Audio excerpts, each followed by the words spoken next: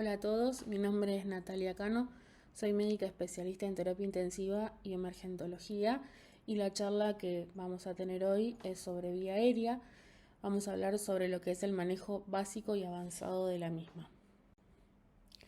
Sabemos que el manejo de la vía aérea por el equipo de salud en los servicios de emergencias, en unidades prehospitalarias e incluso en unidades de cuidados intensivos constituye una competencia básica. Cuando hablamos de lo que es la vía aérea, estamos hablando en todos los cursos que se dictan actualmente, ya sean ACLS, ATLS, se habla de lo que todos conocemos como el ABCDE. El A es la vía aérea y B es la ventilación.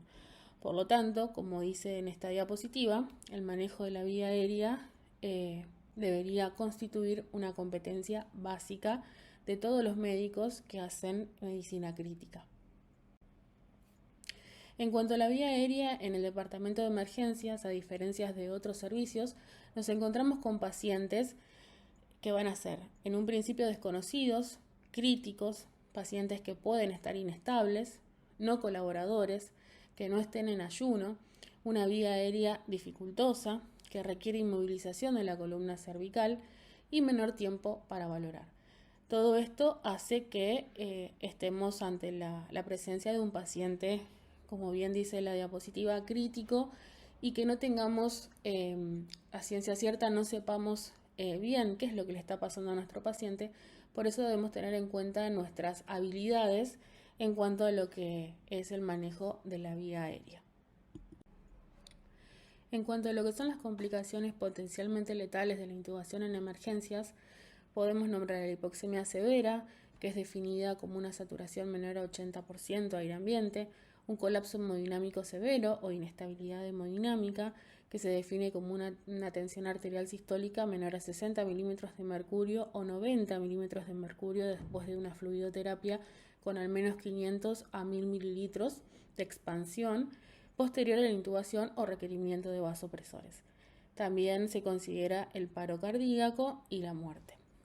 Esta es una publicación que fue hecha en abril del 2013 que habla acerca de la identificación de lo que son los factores de riesgo para intubación en unidad de cuidados críticos, y lo que habla básicamente este paper es que hay un 35% en el total de todas las intubaciones que van a ser intubaciones dificultosas o al menos van a presentar complicaciones letales en la intubación.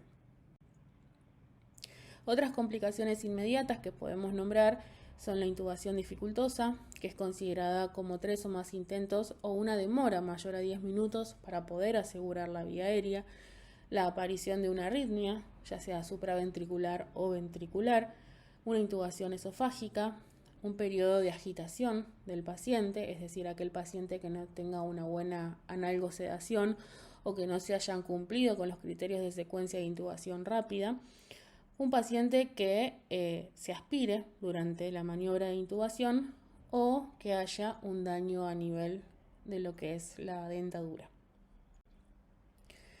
Esto es un algoritmo de la vía aérea en donde, si podemos observar, comenzando por esta parte, hablamos de un paciente que tiene apnea o respiración agónica. Si vemos que nuestro paciente lo tiene, vamos al algoritmo de lo que es el crash airway. Si esto fracasa, vamos al algoritmo de una vía aérea fallida que vamos a hablar más adelante. Si nuestro paciente, en cambio, no presenta apnea o respiración agónica, nos preguntamos, ¿tiene una vía aérea dificultosa? Si la presenta, vamos al algoritmo de vía aérea dificultosa, y si fracasa, volvemos al algoritmo de vía aérea fallida. Lo mismo, si la vía aérea no es dificultosa, vamos al algoritmo de secuencia de intubación rápida. Entonces, en cuanto a lo que es la evaluación del paciente, vamos a evaluar lo que es el crash airway. Si lo presenta, vamos a hacer ventilación con bolsa, válvula, máscara. Lo mismo que si no la presenta, oxigenoterapia, que ahí se divide en dos caminos. Si el paciente presenta hipoxemia, vamos a la bolsa, válvula, máscara, y si no, lo podemos hacer con una vía artificial a través de lo que es la bolsa, válvula, máscara o oxigenoterapia, mientras nos vamos adelantando a lo que sería una intubación dificultosa. En ella debemos hacer una evaluación, movilidad del cuello, vía aérea estrecha, evaluación 332 y mirar externamente, que esto lo vamos a hablar más adelante en la charla. Si al menos presenta uno de estos puntos, estamos hablando de una vía aérea dificultosa. Si en cambio no presenta ninguno de estos puntos, hacemos directamente la laringoscopía y en este caso ya estamos hablando de otros predictores de vía aérea dificultosa que los vamos a poder observar realizando directamente una videolaringoscopía o una laringoscopía directa. En cambio, si tenemos una vía aérea dificultosa, podemos optar por la ventilación por 2 operadores, pedir ayuda o prepararnos para la vía aérea dificultosa. En ese caso, tenemos en cuenta la intubación por un operador experimentado y aplicar las técnicas de visualización si estas no están disponibles. Cuando hablamos de hipoxemia, lo primero que debemos hacer es tratar de permeabilizar la vía aérea. La permeabilización de la misma se puede realizar mediante 2 maniobras básicas, en donde si no hay lesión de lo que es la columna cervical o en el caso de que no se trate de un traumatismo de cráneo, en donde todo traumatismo de cráneo tiene lesión de la columna cervical hasta que se demuestre lo contrario, podemos hacer hiperextensión de la cabeza. De esta manera se van a alinear los 3 ejes y de esta manera se permeabiliza la vía aérea. Siempre teniendo en cuenta que la primera causa de obstrucción de la vía aérea es la caída de la lengua, ya que el paciente cuando está inconsciente o en este caso cuando ya empezamos con la secuencia de intubación rápida, al relajarse todos los músculos de la lengua caen hacia atrás y obstruye la vía aérea. Otra de las maniobras que podemos hacer es la subluxación mandibular en el caso de que haya compromiso de la columna cervical. Como muestran acá estas figuras, lo que se hace es traccionar la mandíbula hacia adelante y de esta manera también se logra liberar o permeabilizar la vía aérea. En cuanto a los dispositivos que a nosotros nos ayudan a hacer un manejo básico de la vía aérea, hablamos de lo que son las cánulas orofaringias. Es una buena medida, son elementos básicos, como dije recién, en pacientes inconscientes que requieren ventilación con bolsa, válvula, máscara, para una intubación orotraqueal posterior, para un estado posictal o un coma de reversión rápida. Tenemos que saber que vienen cánulas de diferentes tamaños, para que de esta manera quede bien adaptada y no ocasionemos nosotros mismos una obstrucción de la vía aérea al colocar la cánula. Como complicaciones de las mismas, es lo que les decía recién, si nosotros estamos utilizando una cánula que es demasiado grande o demasiado chica para nuestro paciente, podemos generar cierto grado de obstrucción de la vía aérea por presión sobre la epiglotis. Si no se coloca bien, se puede empujar la lengua hacia atrás y de esta manera ocasionar nosotros mismos la obstrucción de la vía aérea, y si se usa en pacientes que están conscientes o semiconscientes, podemos ocasionar náuseas, vómitos o espasmo laringio. Acá tenemos las cánulas, en este lado tenemos las cánulas orofaringias que vienen de diferentes tamaños y también deben conocer las cánulas nasofaringias que también son utilizadas en algunos casos para permeabilizar la vía aérea. Después tenemos otros dispositivos en el caso de que nuestro paciente esté con hipoxemia o que tenga una saturación menor al 90%. Tenemos las cánulas nasales o cánulas de bajo flujo que nos aportan entre 2 a 4 litros por minuto de oxígeno. También podemos recurrir a las máscaras de Campbell que teniendo en cuenta los diferentes dispositivos que le vayamos colocando, podemos tener un aporte de fracción inspirada de oxígeno que puede ir desde el 28% hasta el 50%. Y también otros dispositivos que se están utilizando actualmente y que empezaron a utilizarse en la pandemia por COVID son las cánulas de alto flujo. Acá, como les hablaba anteriormente, tenemos las máscaras de Campbell que teniendo en cuenta los diferentes dispositivos que le vamos colocando, podemos tener diferentes aportes de FiO2 al paciente Y por último, las máscaras con reservorio, en donde tenemos una bolsa que se enriquece con oxígeno a través de una manguera que va a estar conectada al flumíter, en donde si nosotros le aportamos entre 12 a 15 litros por minuto, estamos aportando una fracción inspirada de oxígeno del 100%. Entonces, acá para resumir lo que son los dispositivos para manejo de vía aérea básica, tenemos cánula nasal, en donde tenemos, si la velocidad del flujo es de 1 litro por minuto, la fracción inspirada de oxígeno va a ser entre 21 y 24%, 2 litros entre 25 y 28%, y así hasta que llegamos a mayor cantidad de litros por minuto, por ejemplo 6, en donde el aporte o la fracción inspirada de oxígeno, mejor dicho, va a ser entre 41 y 44%. Lo mismo sucede con la máscara facial simple, en donde tenemos un aporte en velocidad de flujo de 6 hasta 10, entonces la fracción inspirada de oxígeno va a ser entre 35 y 60%. Y también, por ejemplo, con la máscara reservorio, podemos aportar, como les dije recién, hasta 15 litros por minuto, teniendo en cuenta que nuestra fracción inspirada de oxígeno aportada a nuestro paciente puede ser del 100%.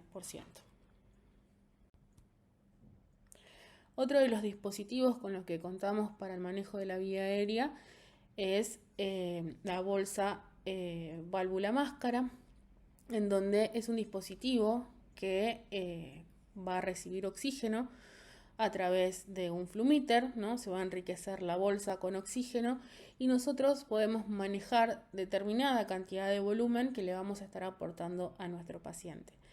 Este tipo de dispositivos manejan aproximadamente entre 1000 y 1500 mililitros, pero debemos saber que el aporte que nosotros le vamos a hacer a nuestro paciente no debe superar entre los 500 o 600 mililitros, lo que significa hacer una presión sobre la bolsa aproximadamente al 30 o al 40%.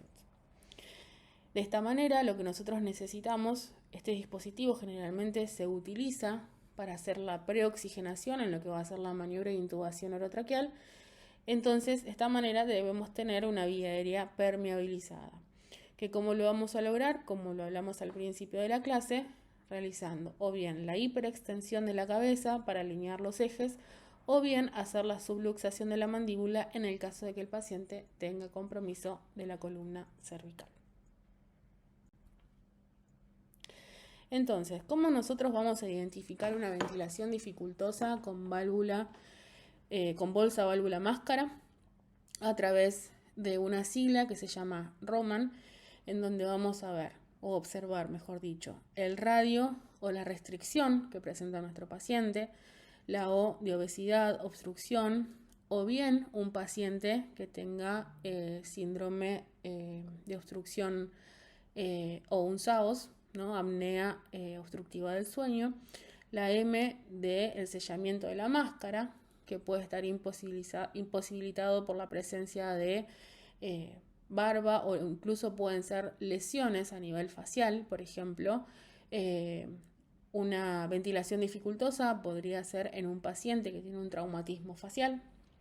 También tener en cuenta el Malampati que tiene nuestro paciente, la A de edad y la N de pacientes sin dientes o sin dentición, o sea, que no presentan dientes. También son considerados pacientes en los cuales la ventilación va a ser dificultosa.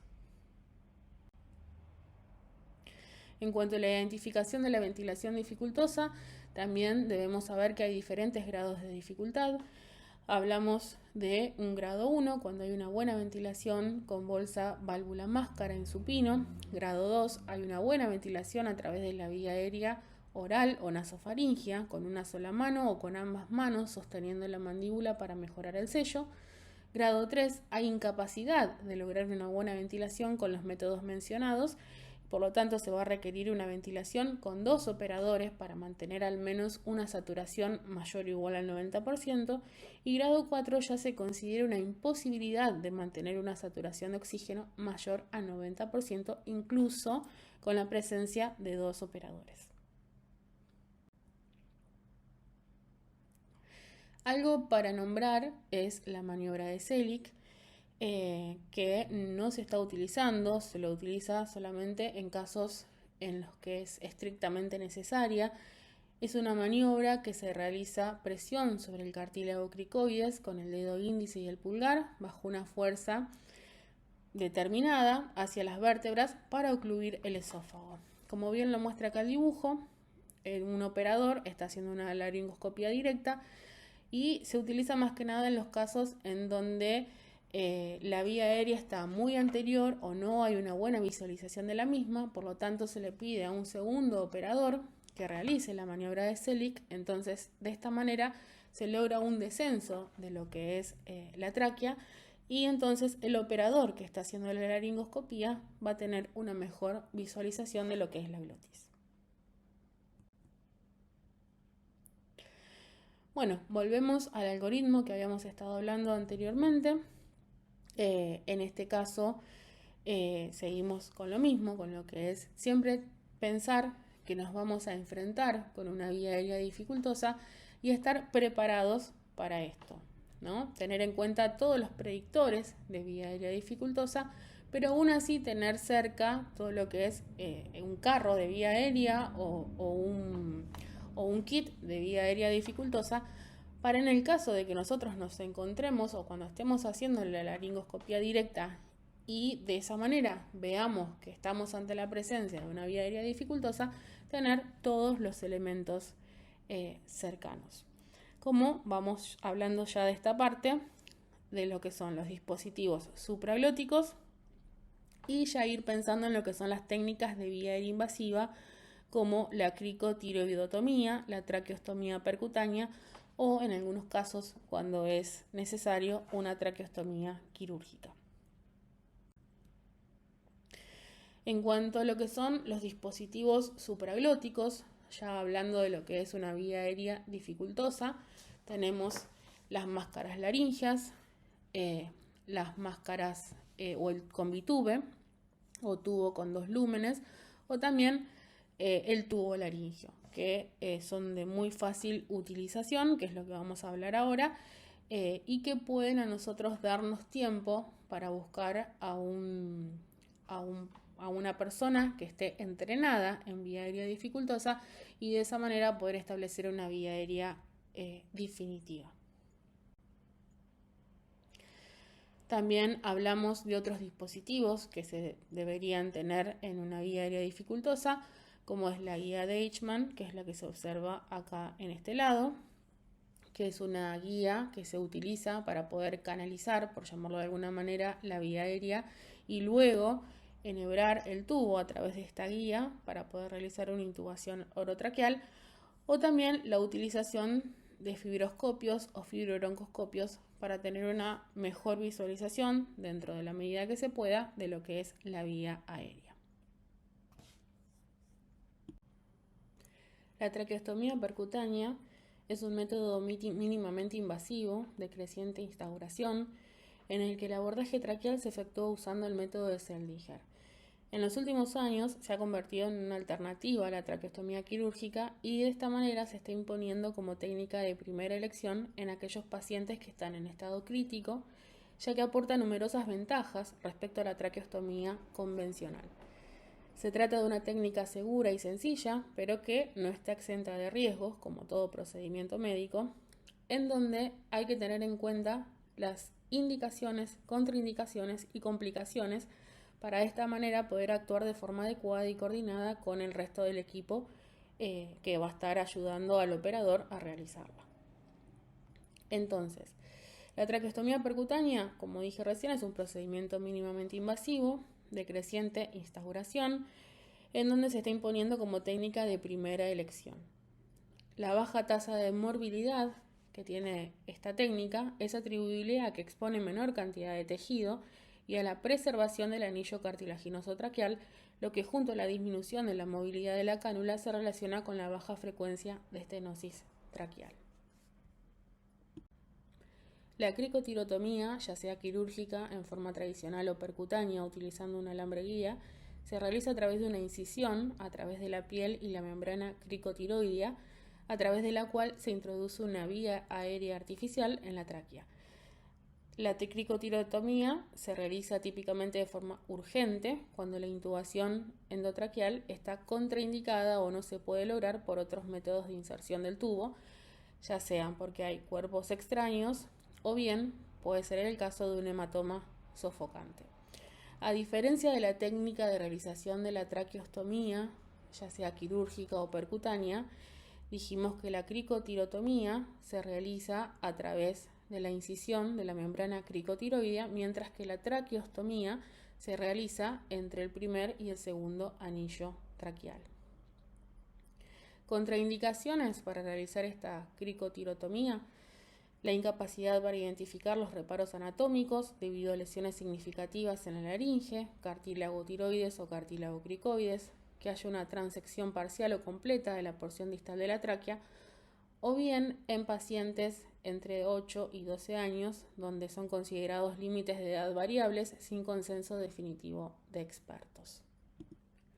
En cuanto a las complicaciones tempranas, que son reconocidas de inmediato o bien pocas horas después de realizadas tanto la cricotirotomía como la traqueostomía, son el sangrado, que a veces suele ser incontrolable, la inserción del tubo en tejidos del cuello en lugar de la tráquea, es decir, que se cree una falsa vía, que es inmediatamente reconocida por la ausencia de ruidos respiratorios a través de la auscultación pulmonar, lesión o perforación de la cara posterior de la tráquea o lesión de la laringe.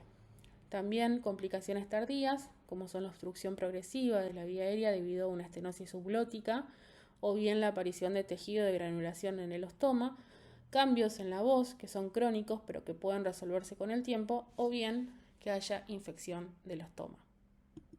En cuanto a las indicaciones para realizar este tipo de vía aérea, serían los intentos fallidos de intubación orotraqueal o nasotraqueal con incapacidad para oxigenar o ventilar a través de métodos alternativos, y otra de las contraindicaciones para la intubación orotraqueal o nasotraqueal, como puede ser una hemorragia oral masiva en donde sea imposible la visualización de la glotis, traumatismo facial grave o tumor ocupante del espacio oral, en donde de esta manera sí debemos recurrir a este tipo de acceso de la vía aérea, como son la traqueostomía percutánea o quirúrgica o la cricotirotomía. La membrana cricotiroidea se encuentra entre el cartílago tiroides y el cartílago cricoides. La membrana de esta manera mide aproximadamente 1 centímetro de longitud y 2 a 3 centímetros de ancho. Por lo tanto, los cartílagos traqueales se extienden caudalmente desde el cartílago cricoides hasta la escotadura esternal. El área alrededor de la membrana cricotiroidea es rica en vasos sanguíneos, donde pasan la arteria tiroidea superior y la tiroidea media. Por lo tanto, debemos tener en cuenta la irrigación de este cartílago. Por lo tanto, sería una muy buena técnica hacer una visualización previa a realizar el procedimiento a través de la ultrasonografía. Entonces, la cricotirotomía quirúrgica se considera un método invasivo en el cual, como dijimos anteriormente, la indicación sería el no acceso a la vía aérea por otro método, y como contraindicaciones relativas, pacientes menores de 12 años, tumor laringio, abscesos o infecciones, paciente que esté con una coagulopatía, y como complicaciones tener en cuenta la hemorragia, la perforación esofágica o el enfisema subcutáneo. Entonces, seguimos con el algoritmo de lo que es la evaluación del paciente con la vía aérea dificultosa y estamos parados en este campo, donde es técnicas de vía aérea invasiva, quirúrgicas como la cricotirotomía, traqueostomía percutánea, que es lo que hablamos recién, y en el caso que podamos realizarla, ya debemos hacer manejo post-intubación. Cuando se realiza la laringoscopía, lo que hay que tener en cuenta es una nueva clasificación en lo que aparece en lo que es toda la evaluación de la vía aérea, que se llama clasificación de Cormack, en la que básicamente lo que vamos a hacer es valorar el grado de dificultad para lograr una intubación endotraqueal según las estructuras anatómicas que logremos visualizar. De esta manera podemos tener 4 tipos o 4 grados. Se considera grado 1 o tipo A, en donde se observa el anillo glótico en su totalidad, vemos las cuerdas vocales y los cartílagos aritenoides, y es considerado una vía aérea fácil de intubar o de canalizar. Grado 2 o tipo B, en este caso solo se observa la comisura o la mitad superior del anillo glótico, o sea, solamente vemos la epiglotis y la parte, digamos, inferior, por llamarlo de alguna manera, de lo que son las cuerdas vocales y los cartílagos aritenoides. Es considerado una vía aérea dificultosa. Ya el grado 3 o tipo C solo se observa la epiglotis sin orificio glótico, o sea, ya estamos hablando de una intubación muy dificultosa. Y el grado 4 o tipo D, ya hay imposibilidad de visualizar la epiglotis. En este caso ya debemos optar por las otras técnicas que hablamos anteriormente, como son la traqueostomía percutánea o una cricotirotomía, en el caso de que consideremos que esto sea una obstrucción de la vía aérea, o bien ya considerar que se trata de una vía aérea dificultosa como tal, y de esta manera ya ir a la utilización de otros dispositivos, como hablamos anteriormente, los dispositivos supraglóticos, o bien ya optar por otras técnicas de intubación, como pueden ser la guía de Eichmann, o hacer una intubación a través de otros, o teniendo en cuenta dispositivos para una mejor visualización, que es lo que vamos a hablar más adelante. Entonces, cuando ya nos encontramos ante la presencia de una vía aérea dificultosa, en donde cuando nosotros realizamos la laringoscopía, estamos hablando de un Cormack 3-4, ya requerimos de una ventilación por 2 personas, es decir, 2 operadores, pedir ayuda y preparar el kit de vía aérea dificultosa. De esta manera, la intubación debe ser por un operador experimentado y aplicar técnicas de visualización si es que están disponibles. En este caso hablamos ya de dispositivos para visualización, como pueden ser laringoscopios en los que tenemos una visualización ya más externa a través de una cámara, que vamos a hablar un poquito más adelante, o lo que es la intubación a través de un fibroscopio o fibrobroncoscopio. ¿Cuándo intubar a un paciente? Como hablaba al principio de la clase, tener en cuenta el ABCDE, en este caso se agrega la F de agitación psicomotora, en donde generalmente cuando nos encontramos con un paciente que presenta cierto grado de agitación, debemos pensar en que este paciente está hipoxémico. Cuando hablamos de la A, hacemos referencia a la vía aérea, B de respiración o ventilación, C de circulación, D de discapacidad, E de evolución y, como les dije recién, la F de agitación psicomotora. Entonces, en cuanto a la identificación de una vía aérea dificultosa, tenemos la ley de Lemon, en donde la L habla de lo que es look, es decir, mirar todo lo que es la parte externa, la E de evaluación, la M de malampati, la O de obesidad u obstrucción y la N habla sobre lo que es la movilización del cuello.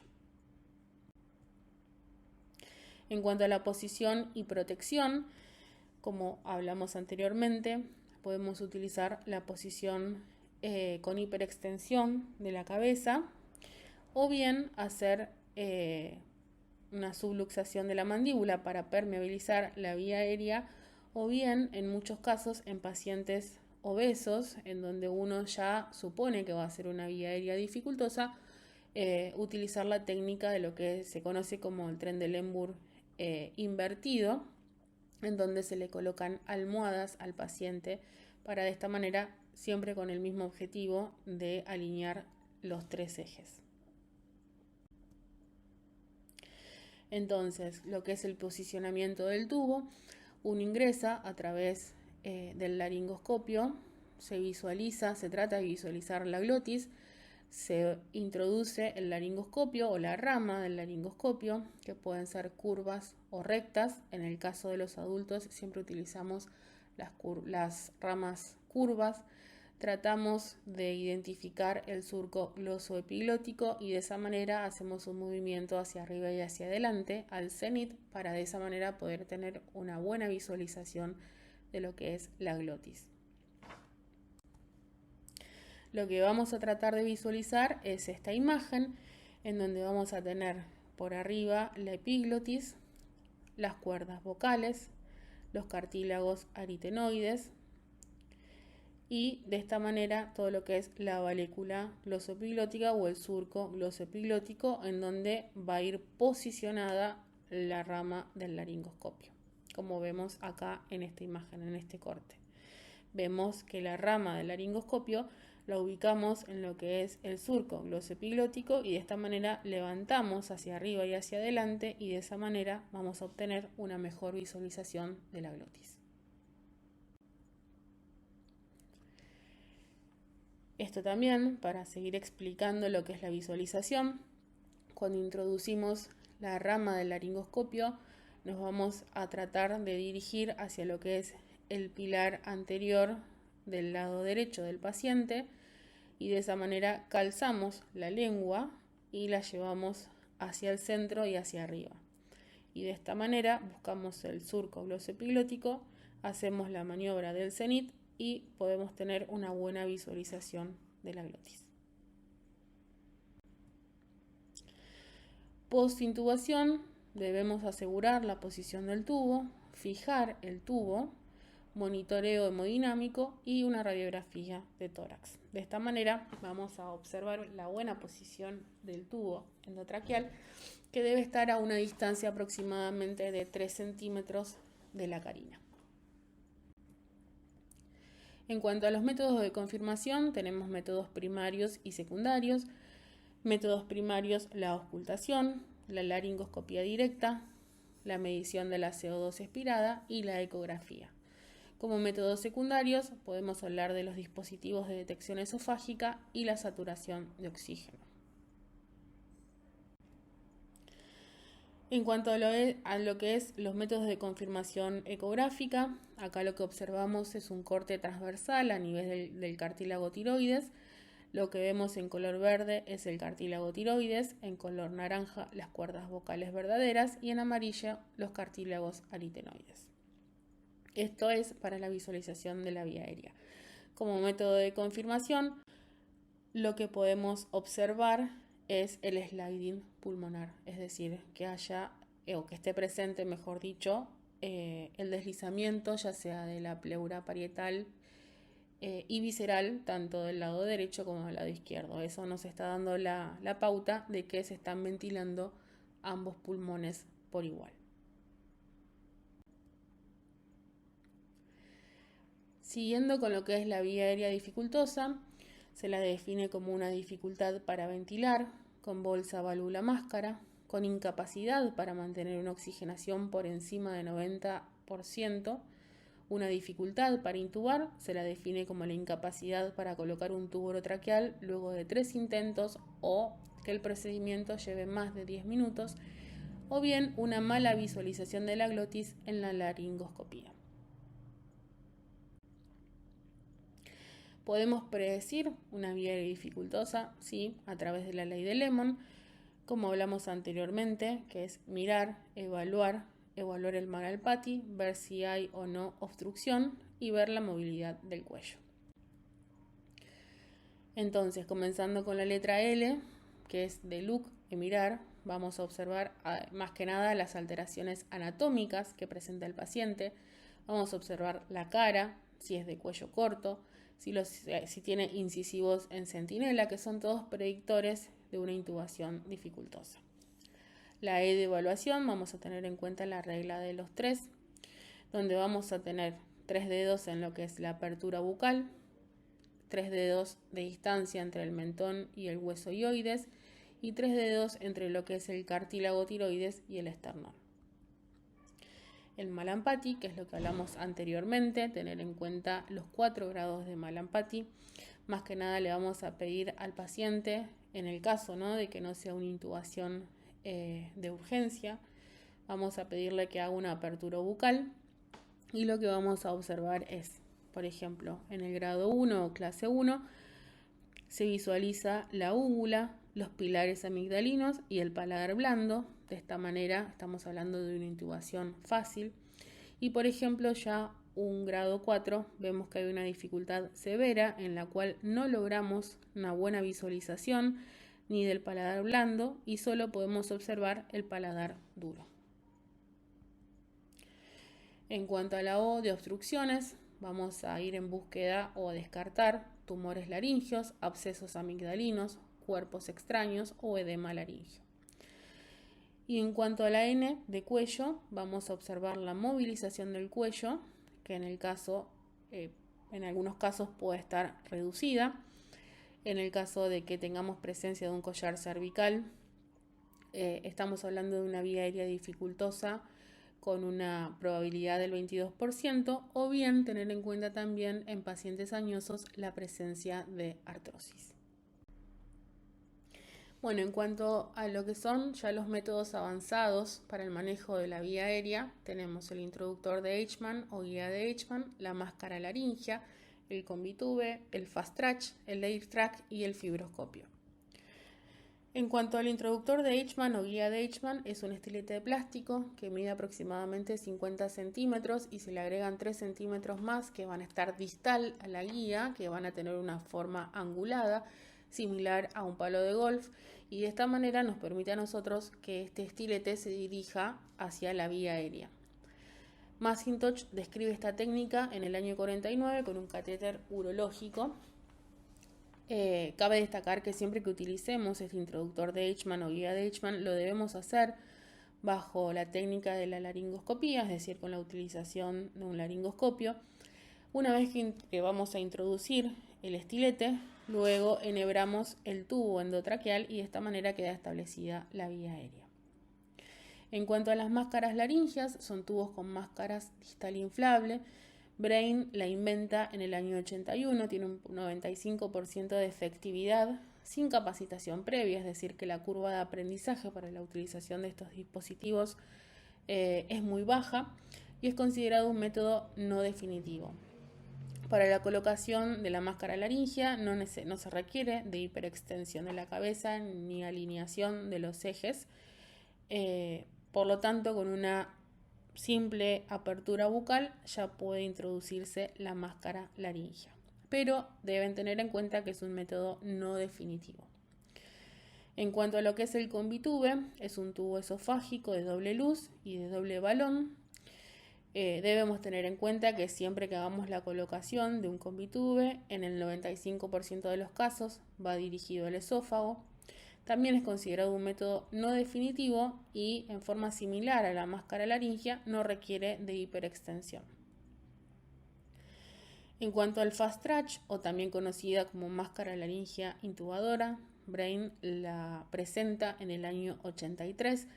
Tiene un 95% de efectividad, es un método definitivo, ya que a través de esta máscara laringia podemos introducir un tubo de Brain o tubo espiralado, por eso se la conoce como máscara laringia intubadora, y básicamente se la utiliza en episodios o escenarios catastróficos, como puede ser un paciente que quede atrapado en un vehículo, que nosotros necesitemos asegurar una vía aérea. Por lo tanto, no requiere de manipulación de la cabeza o del cuello. Se coloca la máscara laringia, que es más rígida que la máscara laringia común, y a través de esta podemos introducir un tubo espiralado o tubo de Brain, y de esta manera ya poder establecer la vía aérea. En cuanto a lo que es el AirTrack, son laringoscopios ópticos que permiten la visualización de las cuerdas vocales, también sin la necesidad de la alineación de los ejes orales, faringios y laringios. Tienen 2 canales, uno al lado del otro. Un canal se utiliza como guía para la colocación e inserción del tubo endotraqueal y el otro canal óptico acaba en una lente distal.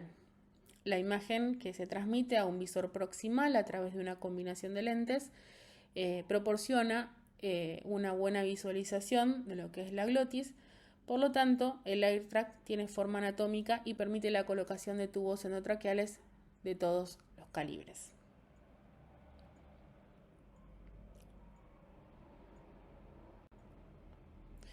Y en cuanto a lo que es el fibroscopio, los laringoscopios indirectos proporcionan una mejor visualización de la glotis e intubaciones exitosas en el primer intento en comparación con los laringoscopios directos e intubaciones dificultosas.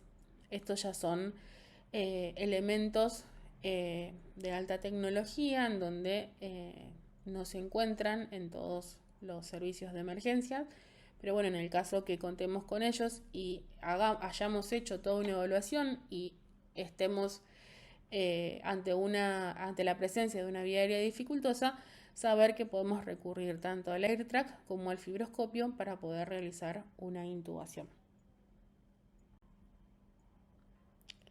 Acá tenemos, como les decía anteriormente, las imágenes de cada dispositivo. Por ejemplo, el introductor de Eichmann o guía de Eichmann, dijimos que era un estilete, en donde vemos que acá en la punta está como que tiene una angulación que permite que se vaya hacia la vía aérea, ¿no? Y después lo que hacemos es enhebrar el tubo endotraqueal, siempre con la técnica de laringoscopía.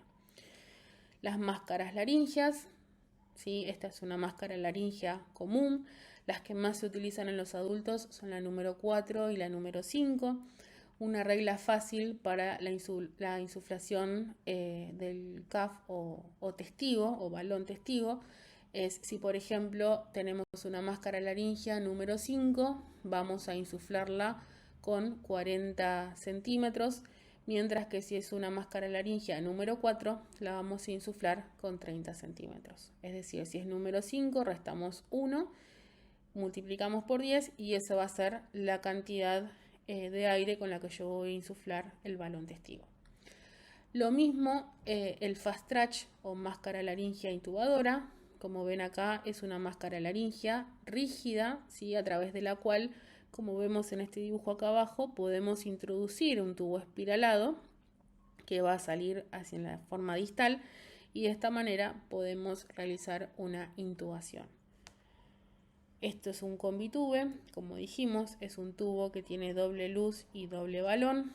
Sabemos que en la mayoría de los casos lo vamos a introducir en esófago. En el caso que vaya a la vía digestiva, a través de estas fenestras vamos a poder realizar ventilación a través de algunos de estos dos testigos, que es lo que tenemos que verificar, ya sea la luz número 1 o la número 2. Vamos a ventilar vía aérea. O bien podemos tener suerte y colocar el combitube en la vía aérea y podemos ventilar al paciente a través del orificio distal.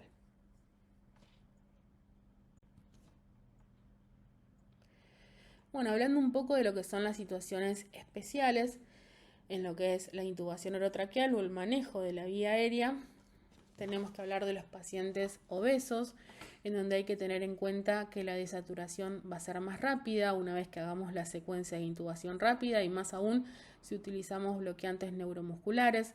Tener en cuenta que en estos pacientes va a haber una disminución de lo que es la capacidad residual funcional, aumento del consumo de oxígeno, dificultad para la ventilación con bolsa, válvula, máscara, más que nada por el aumento en lo que es la presión intraabdominal, lo que va a disminuir la complacencia torácica y de esa manera se va a dificultar la oxigenación y la ventilación. Va a haber dificultad para la laringoscopía y la intubación. Y también tener en cuenta que estos pacientes van a tener un perímetro cervical mayor a 60, en donde tenemos un 25% de riesgo de intubación dificultosa. También evaluar intubación despierto en estos pacientes o bien optar por la utilización de una máscara laringea como método de rescate. Otra de las situaciones especiales con las que nos podemos encontrar son las pacientes embarazadas, en donde también debemos tener en cuenta que son pacientes que van a desaturar rápidamente. También hay disminución de la capacidad residual funcional por el mismo mecanismo fisiopatológico del paciente obeso, donde tenemos aumentada la presión intraabdominal. También saber que en decúbito supino hay compresión de la aorta y de la cava por un útero que va a estar aumentado de tamaño. Por lo tanto, debemos, en la medida que sea posible, colocarlas en decúbito lateral izquierdo para de esta manera poder liberar la vena cava y de esa manera poder tener un mejor retorno venoso para evitar la inestabilidad hemodinámica, lo cual va a hacer que sea dificultosa la ventilación con bolsa, válvula, máscara. También tener en cuenta el aumento del volumen gástrico y la disminución del esfínter, o sea, de la presión del esfínter esofágico inferior, por lo que también se recomienda realizar la maniobra de Selig para evitar la broncoaspiración.